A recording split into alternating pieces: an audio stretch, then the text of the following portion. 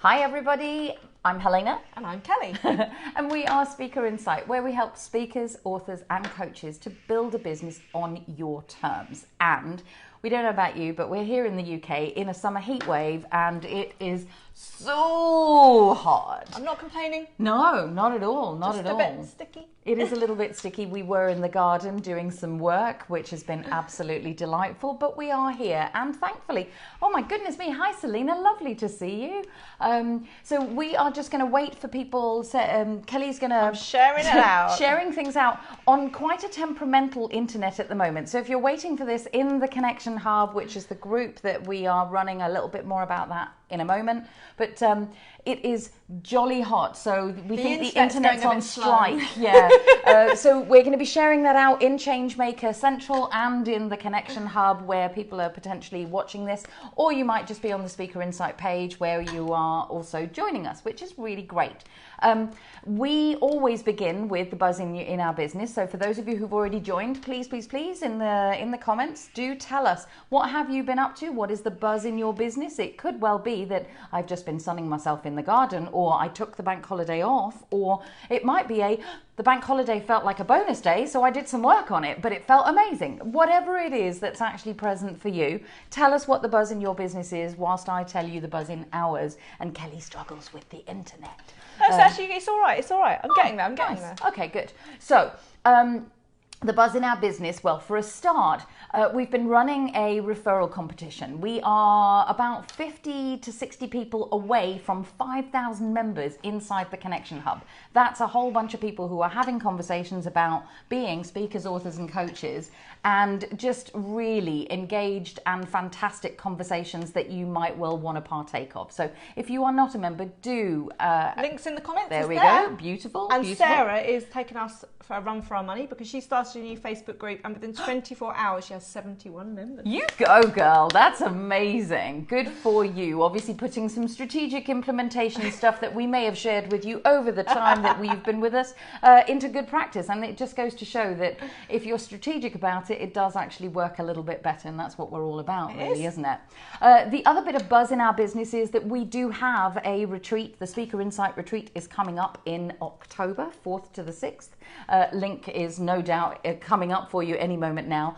We only have 2 spaces left on it. So if you are at the stage where you are looking at creating your business, whether it's scaling it, whether it's actually taking what you do as a message-based business and really wanting to get it out in the world and just hone and shape what you're doing, it is a brilliant place to take 3 days out with the 2 of us, maximum of 8 people on a retreat. So in a gorgeous location. Yeah, I was more focused on the there's food. Nowhere to well, I was focused on the working element of it. It's a gorgeous location, the food is gorgeous, but there's nowhere to hide. You get shit done, which is just amazing. But more importantly, you walk away actually going, my story counts for something and I need to go and share it out in the world, which I know is what really happens. So if that sounds like an appealing thing, do fill in an application form and let's see what we can do, which is really rather good. How are you doing? We're all good. We're all good. All right. So I've probably rambled for long enough for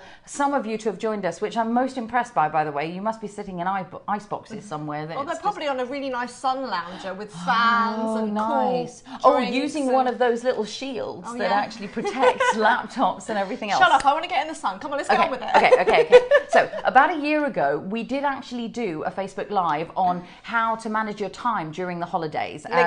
So we have got the link in the comments, just because this is a slightly different version of that, but there are definitely calls or references back to that. Because here's the thing.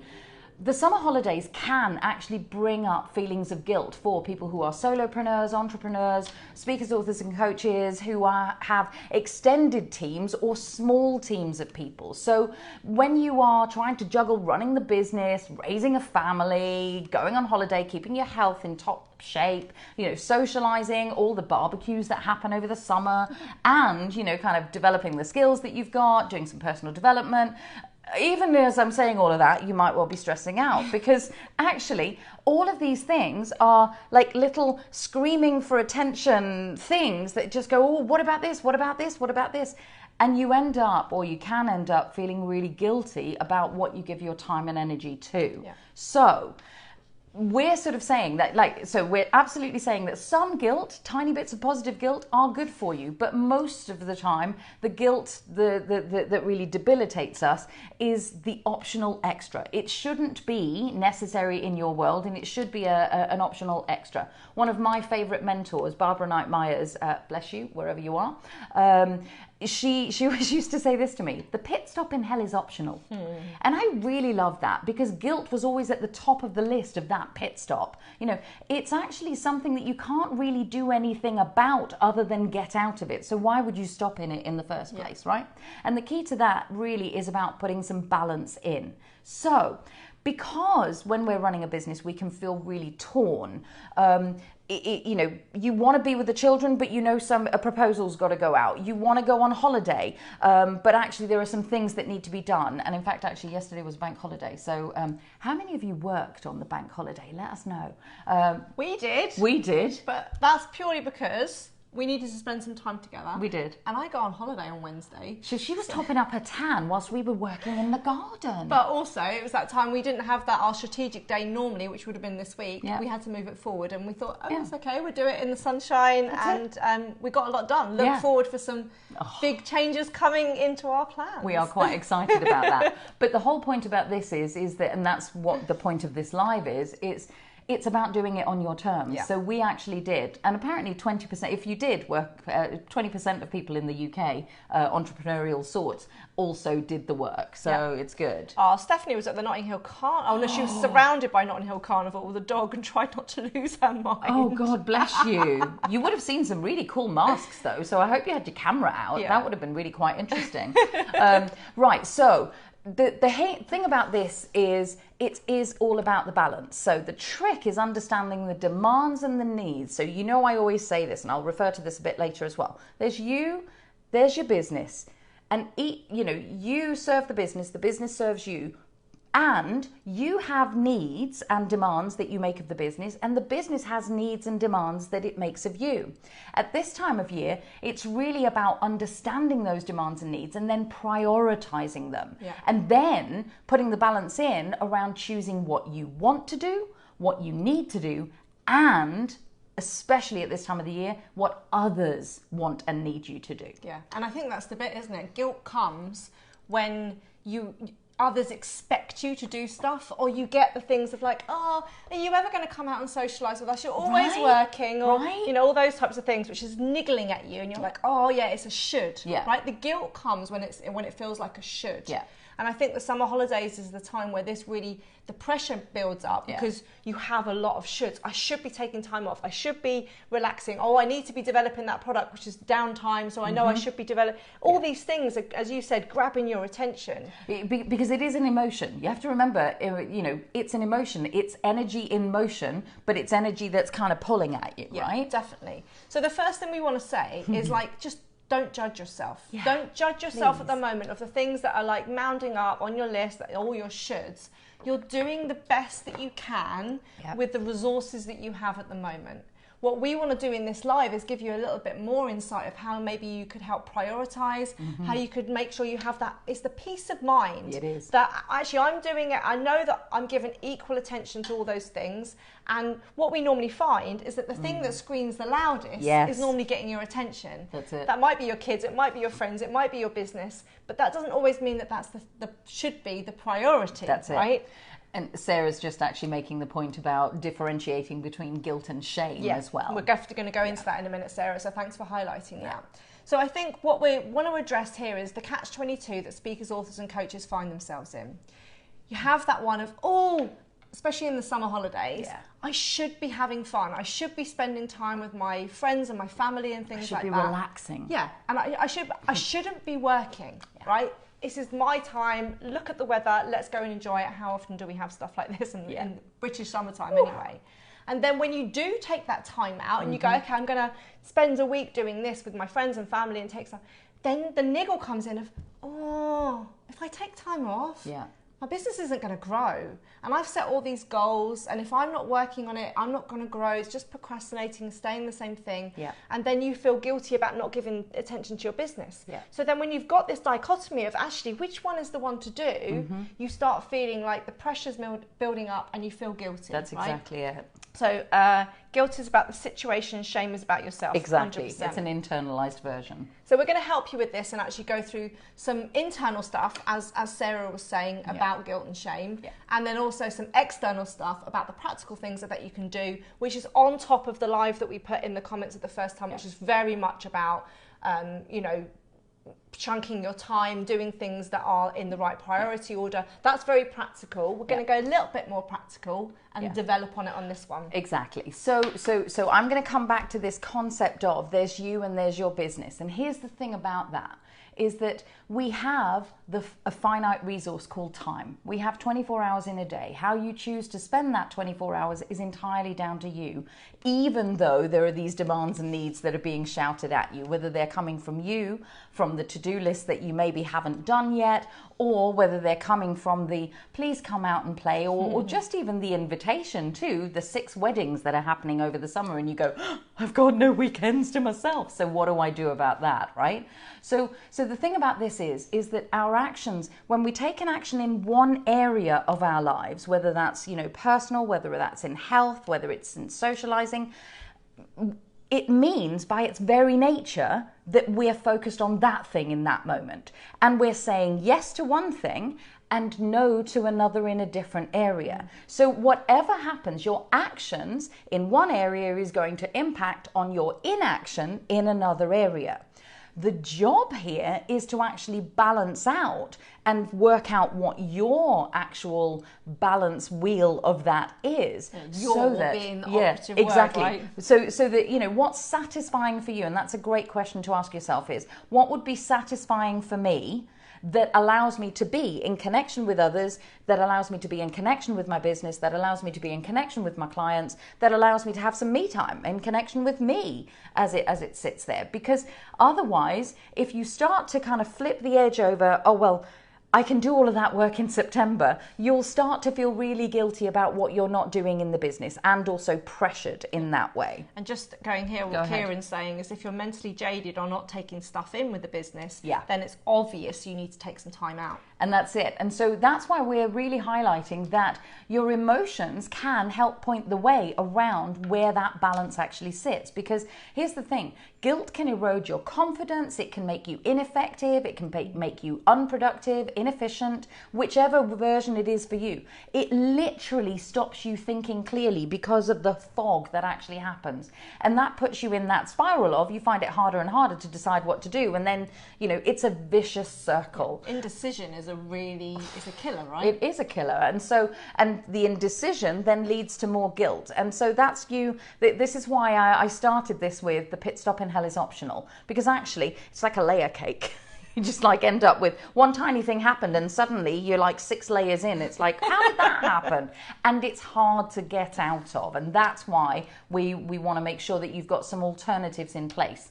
And it was really about it's bad enough not having to choose what to do and not to do. Because if your head is foggy, then sitting there and even deciding, should I stop, as Kieran's just said, should I actually stop for just half an hour? No, I must get this thing done. And you dither between those two things.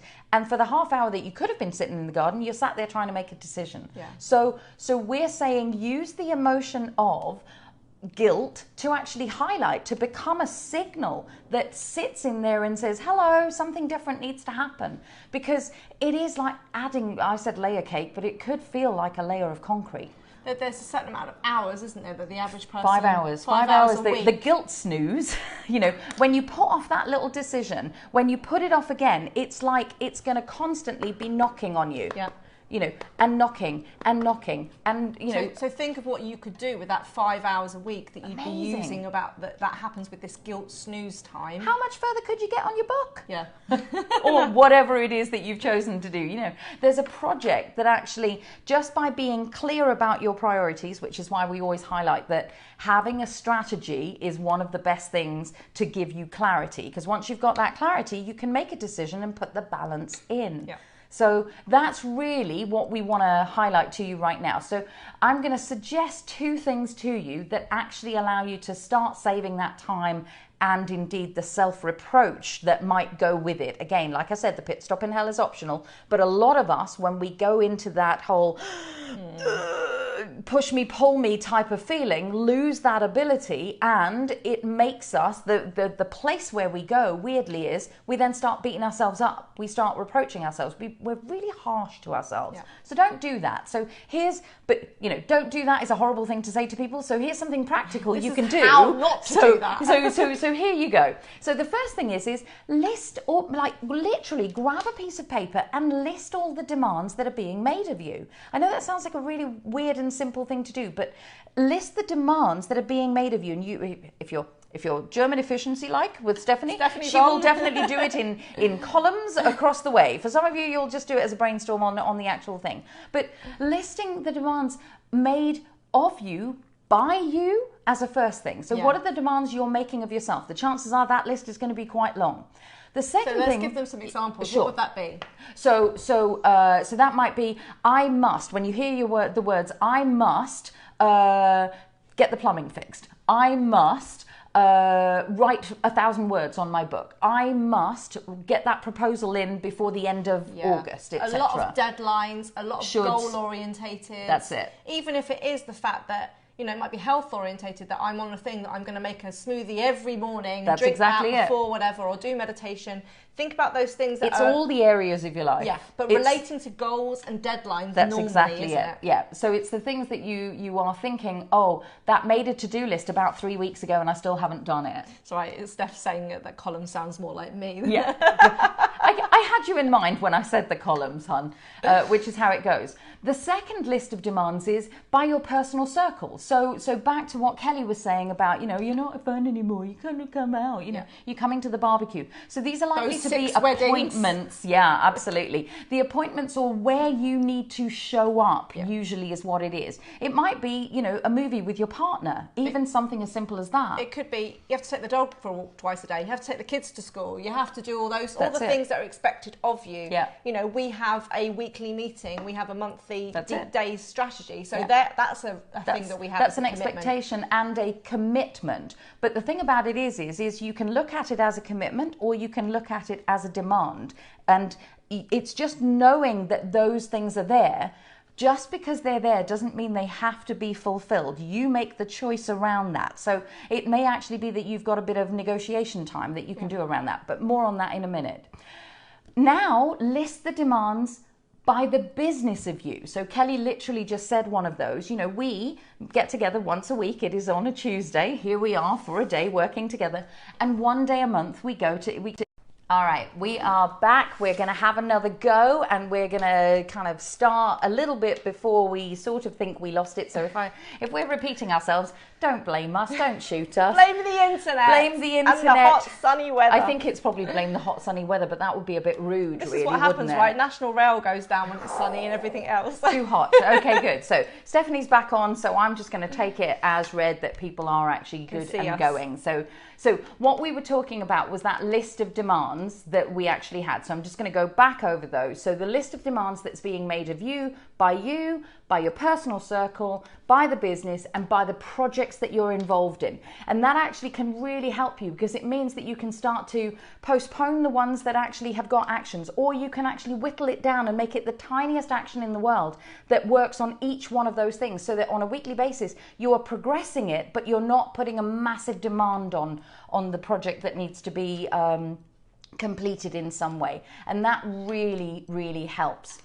The key thing then is once you've got your list or your brainstorm of all of these demands, actually start to notice, and if you're anything like me, you'll probably have something like this gorgeous, gorgeous, gorgeous thing, which is like masses of coloured pens. You can highlight the ones that make you feel the most guilty or have a twinge of, ooh, because usually that means some kind of inaction hasn't happened that you are carrying because it hasn't happened. And that's one of those that's going to keep knocking and kind of erode those 5 hours just through its insistence of get it done.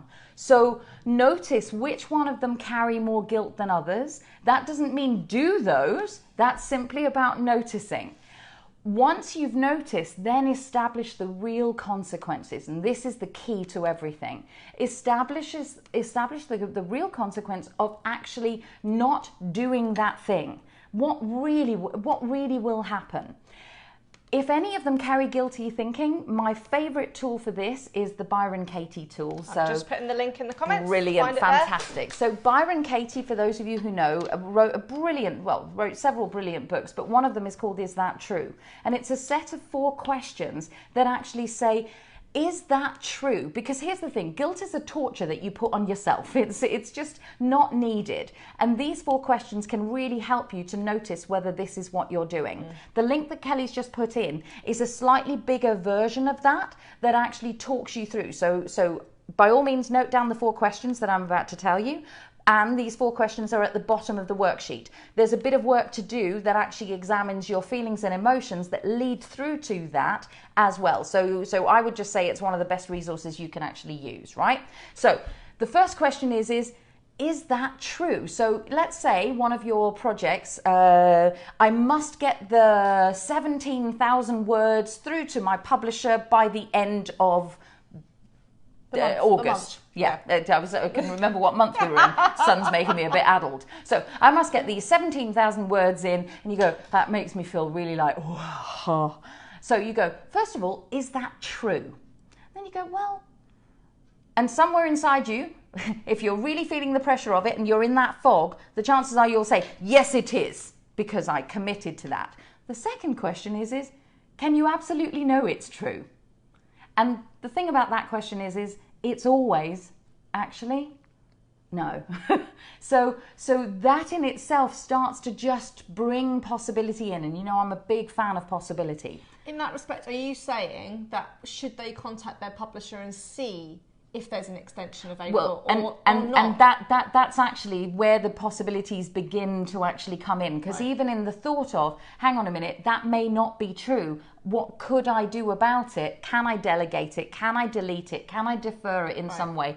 Absolutely. And that's the thought that comes in. And but sometimes it is going to be true. If Absolutely. It's going to be like, I need to get this PowerPoint because the event's tomorrow and they need it by then and there is no negotiation, then it is true. Yes, then it is true. But the thing about it is that pretty much everything is negotiable in some way. And so it's that, because actually it may simply be that even asking those 2 questions takes away the power and the pressure that it's putting on you, and puts you back in the driving seat around deciding around it. Kieran says, if you don't ask, you never know. That's exactly it. And so that's exactly where this is going.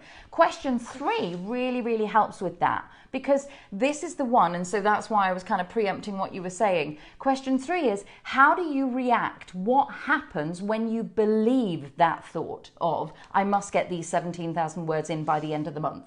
Because that's where you actually start to notice, oh, actually, that makes me feel really guilty. It makes me feel pressured. It makes me feel powerless in some way. Or it might actually be, hell, that makes me feel really like, okay, good. I'm just going to clear the decks. I'm going to get it done in some way. So there is no right or wrong. There is no positive or negative. This is simply observing the facts. And that's why I love these 4 questions more than anything.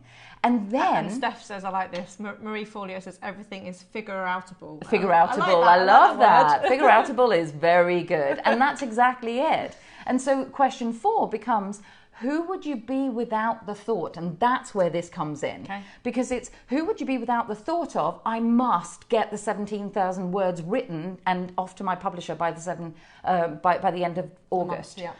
That then goes, hang on a minute, without that thought of I must, what if you even changed I must to I could?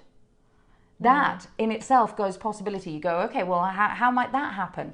And the final piece, and this is the piece that some people find really interesting, is you actually turn the thought around. So then you go, okay, what if the complete opposite was true? So you actually play around with the reality of, I don't have to get the 17,000 words through to the publisher. and you notice, okay, good, so what's that doing for me? Actually, there's more possibility now. So sometimes for some people that's about accessing the energy of that. Go ahead. But isn't that also when it's come back to, it's a choice? Yeah, so and that's exactly it. It becomes, okay, I don't have to, but I really want to get this, because then my mind's going to be clear and I can focus on something else. I'm going to choose to do That's exactly it. And so that's always what we want to do, is we want to put you in the driving seat. You are in charge of your business. You definitely have people that support you around it, but you are in charge of your thinking, your business, your habits in this way. So those 4 questions can be really, really helpful. Yeah, I like that. Perfect, and thanks for all your comments going on, guys. I know that you're all rejoining us back in with the blip of the internet. Let's hope that it doesn't. Yeah, we're crossing our fingers. We're like sending everything to the internet gods right now. So that's some of the inner stuff that we were talking about identifying it, reflecting on it, owning it, having that choice, and making it a decision of your own rather than a should. Let's also now think about some of the practicalities, which is an overlap and an addition to the live that we put on there before about prioritization. What I want you to do is actually think about, how do you build the business, manage your time, do all this on your terms, right? So the things aren't other people's. Yeah. What's Kieran saying? The I must is the thing that creates the rigid thinking. Absolutely. Yeah, love that. Okay, so that's, again, the reframe. I could really helps. Yeah. Keep going. So what I want you to do is, while you've got your pen and paper out and you're listing about all those demands that Helena said of you, of the business, of other people, of projects, etc., let's add a little bit more onto this. If you were designing how to plan and schedule, I want you to think about these aspects, because for me, going back to what we said right at the beginning, if I knew all those things that were out there that were like those little screaming for attention, if I planned and scheduled, if just the next month, let alone the next quarter, to go, do you know what? I'm giving equal measure to what I want to give, and the things that maybe I don't really love doing, but I know that I should, because they're the things we also procrastinate because those demands, actually, once they're done, actually are done, and they no longer make you feel guilty. So sometimes it's really worth doing those. And we know that there are things in our businesses that if you really hate it or you're not good at it, that's the thing to outsource. But there are still things that you have to do in your business that you might not love, but they're expected of you. You know, VAT reports and all those types of things. It's part of the ownership of you took on the business, and whilst you can get a lot of support for that, there is still the ownership pieces with you, right? So in this next section, what I want you to work out is actually have that plan. So everything's getting equal measure. That then gives you peace of mind that you're not actually just being drawn to one area of your life or your business and actually neglecting the others, and that what's caused the guilt. So actually, if you can write down, what are the things that actually need to happen on a daily basis for you? So going back, this might be you, it might be others, it might be business. What are the things that you are saying should be in your routine, right? So what are the things that maybe you're saying, okay, I do want to have... I do want to meditate every morning. I do want to make sure I catch up with my VA. I do want to drink 8 glasses of water. I really should. I feel guilty about not doing that. I love my cups of tea. Anyway, so all those things about what do you have to take the kids to school? Do you have, say, half an hour a day of social media scheduling and planning and blah, blah, blah? What are the things that you actually want to have as part of your routine? I would also really highly suggest that you have a very standard morning routine, if nothing else. There's so much research done on how important your morning routine is to get you in the right mindset, to set you focused, to set the day up, basically. And a lot of people will wake up with their phone, the alarm goes off, they turn the alarm off, and actually they see that there's 13 messages there waiting for them. Before they've even got the sleep out of their eyes, they're looking through their emails and their thing, and they're going, fight fire, fight fire, fight, and then the day's gone because it's somebody else's agenda that's running their day. They haven't even basically, said good morning to their partner before they've done all this. So what's your, and if you do a morning routine, we'd love you to share it, tell us what it is. What are the things that set you up for success in the morning? And then these are the things that I would make sure you schedule enough time in your diary to allow you to do all that at ease. And with a buffer zone. And you'll know I've talked about buffer zones before, but the thing is, stuff happens. Like, in the middle of your morning routine, you might have a special delivery by the post person, and that person then it takes 15 minutes by the time you've faffed about and unwrapped and whatever else. So have buffer zones in there. Never plan back to back to back in any diary, right? just reading Steph's house. She tends to plan backwards. I have long-term goal, 5-year goal. Those determine my priorities, and everything on a shorter level needs to remain flexible. Yeah. And then I try to force myself into a doable baby steps with a buffer. So Yeah, perfect. It's not like you've been in our world for very long at No, all. Steph. And she's got German efficiency I on know. top of that. So That's right. you're a superstar. And Kieran, work doesn't happen before breakfast and a second cup of coffee in the morning. Hell yes. I know, Kieran, that it's no good really talking to me for at least 10 o'clock in the morning. Really. I don't arrive on our working day until about 10:30. I'm a bit like Kevin and Perry, and I just grunt before that time in the morning. Anyway, right. So think about what needs to happen on a daily basis. Think about your routine, and I specifically think about your morning routine. Completely. Then think about who or what you're going to give your attention to today. Yeah. So every morning so is it a business day? Is it a day with my children? Is it a day with my friends? Is it a day to myself? I would highly suggest, and we talk about this in the other one about chunking time, but I would highly suggest you dedicate a whole day to a person, a project, or a thing. Yeah.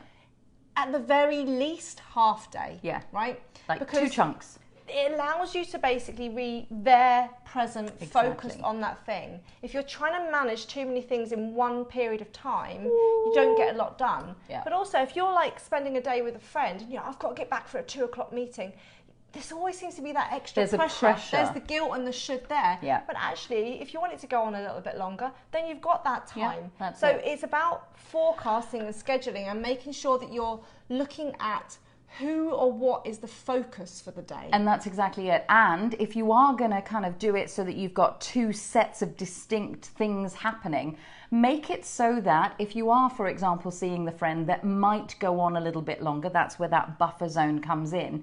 Actually set yourself up to do something non-pressured as the second thing that you're doing, so that there isn't that pressure to get back, because actually I have to spend 4 hours doing this particular report or whatever it is. Yeah, definitely. Yolanda, hi Yolanda. Hi. So the next thing is then thinking about, you don't have to take on the world single-handedly. No. No. I think we've all learned this lesson somewhere along the line. Hopefully. So I put a link in here because the Eisenhower matrix is what I use with a lot of clients. Yeah. And there's lots of reiterations of it. I think Stephen Covey's done versions of it, etc., etc. But basically, this is looking at, look at the lists of what you've got of your activities, your to-do list, your tasks, and actually use this matrix to work out what the priorities are. So therefore, you can actually go, yes, that might be screaming the loudest, but if I look at this, the deadline is shorter for this and this is more important to me. Right. So it actually helps you prioritise your tasks. But what I also love about it is it helps you identify, are you doing stuff that you really should be delegating? Yeah. Because I'm a massive control freak, and this is a big one for me, but I've eased off over the last 5 years. I've been very good to her, for her. I've just got distracted by Sarah loving the sunflowers. They are one of my favourite flowers. Ditto. So in that respect, have a look and say, is that something I should really give to my VA? Should I actually be giving that to the graphic designer? Should I be giving that to my business partner? Should that be something that actually somebody else could do better than me, and it could take them less amount of time? And if you are very prone to that, I refer you back to the Byron Katie's. I must be in control of X, Y, or Z becomes a really great thing to run those 4 questions with, because it'll start to loosen up the control that you have over that, and still establish for you how you can be involved in it. Because remember, as business owners, we are literally business owners. We are the owners of that, but it does mean that you can start to loosen the grip of the control within that and still maintain ownership.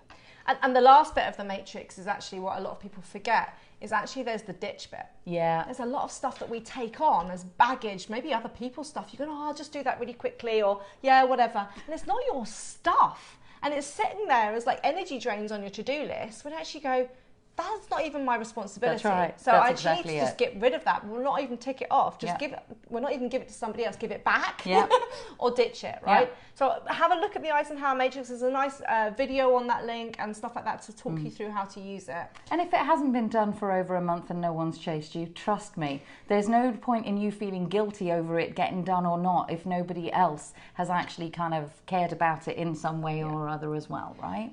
The other thing is then knowing as this peace of mind is actually, are you nurturing your relationships in your, you know, romantic, family, friends, all those people around you in your business networks? It's actually planning and scheduling that time ahead. Yeah.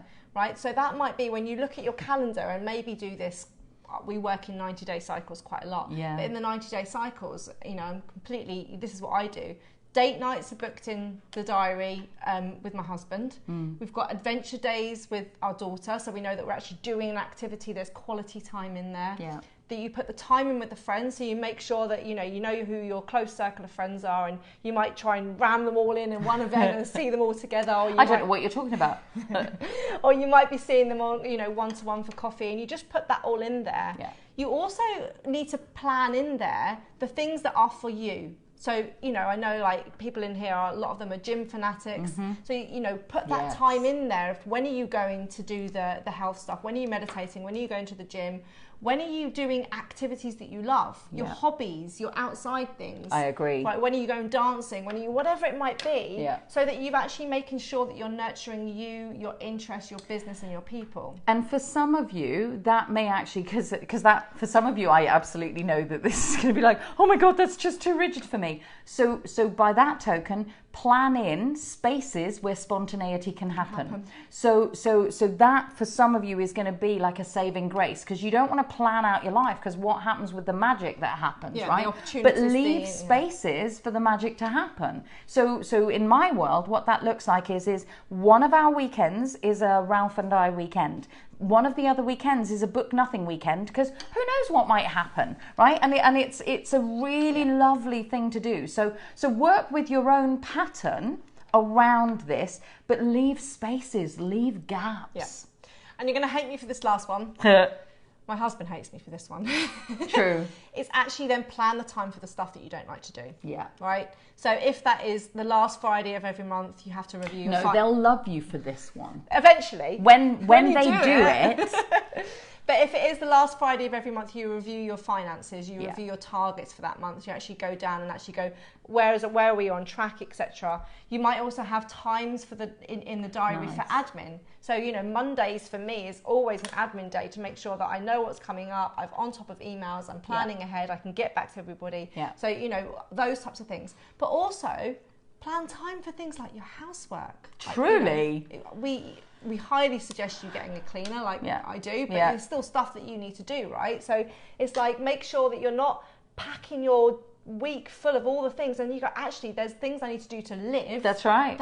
There's no time for it. Partly because your environment is, and don't get me started on this, I'll be a whole other Facebook Live, but you know, your environment is so important that actually you planning in how to have a gorgeous environment in the way that you like. Maybe it's that you love the smell of, particularly in the summer, the smell of the laundry and like, you know, that kind of thing. And having the sheets changed every 3 days for some of you, you know, it's like, okay, when's that going to happen? Yeah. Because actually, if it makes you feel ultra productive to have that happen, it still needs to be made time for in order for it to be in place, right? And I like what Kieran says here, that he goes for a walk before dinner, helps him unwind at a day work. I think we spoke about this concept in the last live, but and I don't know who came up with it. I'm about to say, Cal Newport does bookending. Yeah. So it's a beautiful concept of, you know, my day begins here. So you might have your morning routine, then my day begins, and that's the start of the bookend. And then my day, and then there's a bookending, some kind of activity like Kieran's just said, that allows you to know and understand that's a routine. For some of you, that's going to be, you know, reviewing my day, and making my list for tomorrow. That might be walking. Yeah, completely. Dog walk in the morning, dog walk at the end. That's when the productive day finishes. And that's when something else then takes its place, whether that is relaxing, going to the gym, etc. So all of those things are really important. So have a look and start looking and identifying what they are, and then putting them in your calendar so that you can actually go, okay, I know that I'm nurturing myself and everyone else and the business. Yeah. If I just did these things, then we can do a little bit what Stephanie says, a reverse engineer, and then start putting in small tasks and chunking your day, which is more about the live that we did before. Yeah. My top tip for you is whatever you're doing, do it with 100% focus. Completely. Right? Because it breaks my heart when I see people out with their kids, maybe they're at the playground or whatever, and they're on their phone answering messages and they don't see what their kid's doing on the swings or whatever. They're not present, they're not there. Or you're having a conversation with your friends and you're literally responding to Facebook while, like, that pisses me off actually. I think it's quite rude. But it also means if you're there, just be there 100% there. If you're doing your work, if you're working on your book to get those projects in, turn all notifications off. And no distractions. Tell people that that's what you're doing. So actually go between here and here, I'm not available, because that then safeguards it. So it's about becoming a person who actually sets and lives by the word so that other people trust you to be reliable around that word. It's right? like what Tim Ferriss said in his 4-Hour Working Week book, is that most people will have this email signature that they say, I only answer emails at 10 o'clock and 7 o'clock in the evening. If you need me in between, call me. And then that sets the expectation and also takes the pressure off. That's exactly it. So really, our call to action for you is to notice, more than anything, is to notice, because back to the very beginning of this, guilt is an emotion, and it is an emotional signal that something is not quite right. Something is out of alignment that allows you to actually take a step back and take a look at, you know, when you notice the musts, the shoulds come into your language, usually that's the starting of a guilt trip process, whether it's by you on you or others on you, it doesn't actually matter. Your job is to start to notice that and actually go, okay, what do I want to do with that? Where am I doing action in one area that's making me do inaction in another? Am I okay with that balance? And if so, what can I say to make that okay for everyone concerned? If I'm not okay with it, how do I rejig so that I'm more balanced across all of them? And I am really going to leave you with Barbara's words. The pit stop in hell is optional. There are things you can do, choices you can make around how you spend your time and your energy so you don't have to feel guilty. Yeah. And I'm just going to put the link in the comments here as well to make that practicality bit a little bit more real for you. Is we have put together a daily action plan that helps you prioritize, it helps you schedule, it helps you chunk the time, all those types of things we spoke about. So you can download that by the link, and that's maybe something you want to work on once you've scheduled everything out, understand all the wants and needs and shoulds and coulds and everything in there, and start putting that into a planner. Which is really good. So we wish you a beautiful rest of the day, really. Yes, and I won't see you next week. You've got Helena by herself. She might play that song. I might play that song. I might not. Who knows? I might be like, whoop, whoop, I'm on my own. And if I can join you from sunny Spain, I will. She probably will, because, you know, that's just how it is. But she'll be doing it on her terms, which is really rather good. Thank you, internet gods, for keeping the last 15 minutes going. Have a great week, everyone. Take care.